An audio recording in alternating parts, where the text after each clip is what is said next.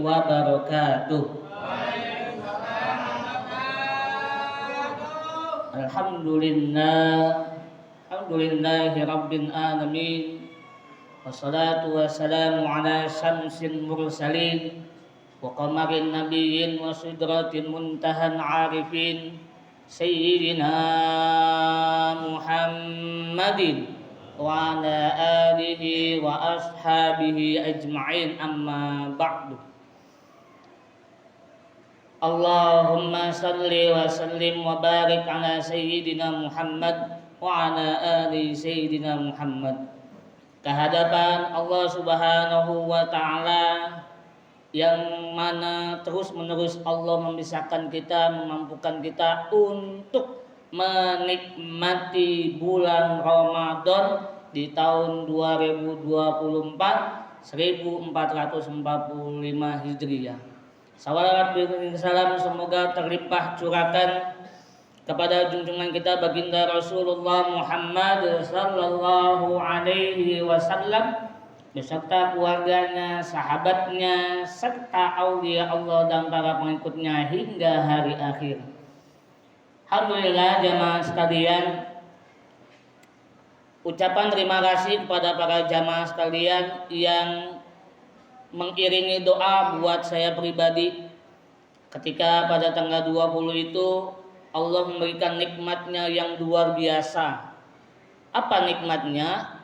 Allah telah menakdirkan kepada saya untuk ditabrak sama mobil. Brak, selesai. Disitulah nikmat Allah. Dan judulnya hari ini adalah menyikapi zaman fitnah. Jamaah sekalian, di dalam kosakata bahasa Indonesia itu ada yang namanya fitnah, ada yang namanya memfitnah, ada yang namanya difitnah. Kalau memfitnah, kita sebelum puasa Ramadan 11 bulan yang lalu mungkin ada yang terselip di dalam hati kita itu berniat buruk atau suka memfitnah orang lain. Mungkin 11 bulan yang lalu. Betul Bu? Itu pasti.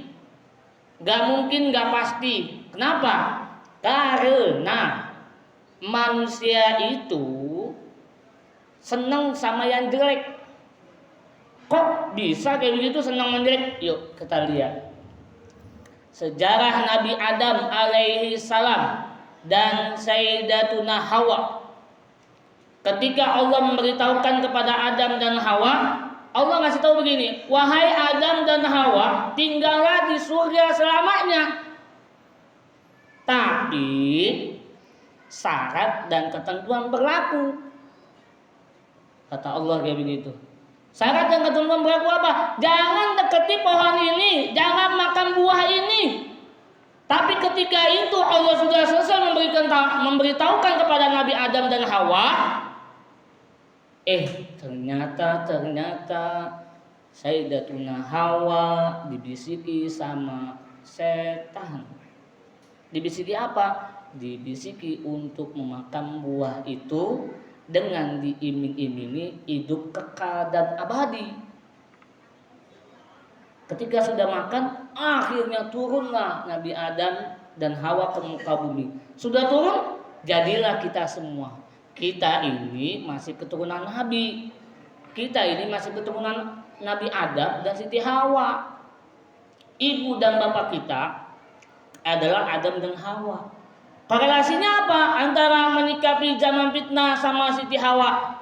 Lihat itu perkara Nabi Adam dan Hawa karena tidak taat atas perintah Allah akhirnya turun ke muka bumi. Kalau kita begitu juga, kalau nggak ada Ramadan nih, kalau nggak ada Ramadan 11 bulan yang lalu kita asik membicarakan orang lain. Mau itu benar, maupun itu salah, itu pasti kita membicarakan kejelekan orang lain. Makanya para ulama, termasuk ulama sufi, memberitahukan kepada kita. Memberitahukannya apa?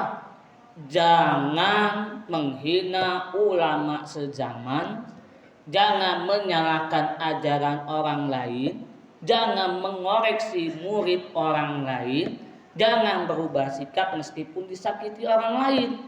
Mesti menyayangi orang yang bencimu. Ini susah, Pak. Kalimat ini gampang diucap, tapi pelaksanaannya susah. Bagaimana caranya kita untuk bisa menyikapi zaman fitnah yang sekarang? Gampang, Pak. Ada berita yang masuk, kita cek betul apa enggak. Ada yang begini dan begitu masuk kepada kita, benar enggak? Kayak sekarang lah. Kalau kata Rasulullah, nanti di akhir zaman itu umatku terbagi 73 golongan. Yang benar cuma satu, yaitu yang mengikuti sunnahku dan khulafaur rasyidin. Wah, ini rame-rame nih. Rame-rame dari NU, dari Muhammadiyah, dari PSIS, dari EDI, dari NII, dari pokoknya macam-macam organisasi. Mereka menganggap satu golongan yang disebut sama Rasul adalah mereka. Padahal Rasulullah bilang begitu. Cuma bilang apa? Yang mengikuti sunnahku dan khulafaur rasyidin. Sekarang timbul kita yang biasanya amalia yasinan, ziarah kubur, terus apa lagi? Maulidan, dibilang bid'ah. Gak ada dalilnya. Kata siapa? Kalau kita tahu itu bid'ah, kalau kita tahu itu dosa, kenapa dari dulu itu udah ada? Ada yang bilang begini, kita kembali kepada Quran dan hadis. Dari mana kita tahu Quran? Dari mana kita tahu hadis? Kalau bukan dari siapa, Pak? Bu? Dari ulama. Yang saya khawatirkan, kalau di masjid yang lain masih banyak tokoh agamanya, masih banyak kiainya. Yang saya khawatirkan kalau ada masjid yang tidak ada tokoh agamanya, dia akan dikuasai sama agama baru. Apa agama baru? Salafi sama Wahabi. Dia biang keladi itu. Biang keladi membawa sesuatu yang baru. Kita udah amalia segala macam, dibilang, wah ini bukan dari Rasul. Dia berpatokan dengan apa? Man amila amalan laisa alaihi fahuwa raddu. Barang siapa yang melakukan amal yang tidak sesuai dengan sunnahku, maka amal itu tertolak. Dengerin nih suara saya yang ngaku-ngaku benar sendiri, dengerin. Yang dibilang sama Rasul itu tertolak bukan karena yasinannya, bukan karena tahlilnya, bukan karena maulidnya. Karena apanya? Karena ada timbul ketidakbaikan dalam diri kita. Maunya dilihat sama orang, maunya diaku sama orang. Itu yang repot. Mereka kalah saing sama kita. Hadirin jamaah sekalian, fitnah itu, ketika kita sudah masuk di zaman fitnah itu, banyak sekali sesuatu yang tidak baik nyampe ke kita, padahal kita sudah melaksanakan. Dan doanya ketiga di tasyahud akhir, Allahumma inni a'udzubika min azabil qabri wa min adzabil akhirah wa min fitnatil mahya wa min fitnati al-masihud dajjal. Itu doanya begitu pas tasyahud akhir. Allahumma inni a'udzubika min adzabil qabri wa min adzabil akhirah wa min fitnatil mahya wa min syarri min fitnatil mahya wal mamat wa min syarri fitnati al-masihud dajjal. Itu doanya setiap tasyahud akhir. Makanya kita sebelum sampai kepada di zaman-zaman fitnah berikutnya, kita berharap sudah pulang duluan. Bukan, kok masih banyak dosanya, belum banyak amalnya. Semua begitu. Gak ada yang namanya banyak amal. hadapan Allah. Termasuk yang berdiri. Enggak yang dibilang yang berdiri yang paling benar, yang paling soleh, bukan. Semua begitu. Amalnya masih sedikit, dosanya banyak. Makanya ada istilahnya, hisablah diri kalian sebelum datang penghisaban.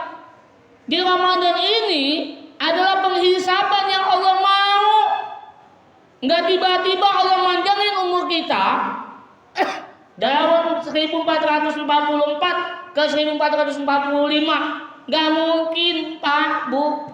Allah mau manjangin umur kita kalau nggak ada sababiannya, nggak mungkin. Kenapa coba nggak mungkin? No, lihat cerita di hikayat Ibrahim bin Adam. Allah kasih kuasa ini ayam bisa bicara sama Ibrahim bin Adam. Kata ayam, Ibrahim bin Adam, besok lu bakal mati. Kaget ini Ibrahim bin Adam. Lah, ini ayam tiba-tiba ngomongin gua besok bakal mati. Gimana judul ceritanya nih? Akhirnya Ibrahim bin Adam tanpa sengaja malam hari itu sedekah, malam hari itu silaturahim. Berarti setelahnya itu Ibrahim bin Adam nanya, besoknya Ibrahim bin Adam masih panjang umur nih. Kata Ibrahim bin Adam, mana ini ayam nih yang bilang gua bakal mati besok? Dicari. Ketemu. Ayam itu bilang, Ibrahim bin Adam bilang gini ke ayam, ayam, katanya besok gua bakal mati. Apa jawaban ayam? Ibrahim bin Adam, semalam kamu ngapain? Semalam saya sodako sama silaturahim. Nah itu yang bikin kamu panjang umur. Sodako itu penolak bala. Yang harusnya hari ini kita itu meninggal karena sodako, nggak jadi. Malaikat Azrail datang ngambil nyawa kita, nggak jadi Pak. Kenapa? Jaminannya sodako. Semoga Allah Subhanahu wa Ta'ala berkahi kita semuanya, segaranya dan selamanya. Al-Fatihah.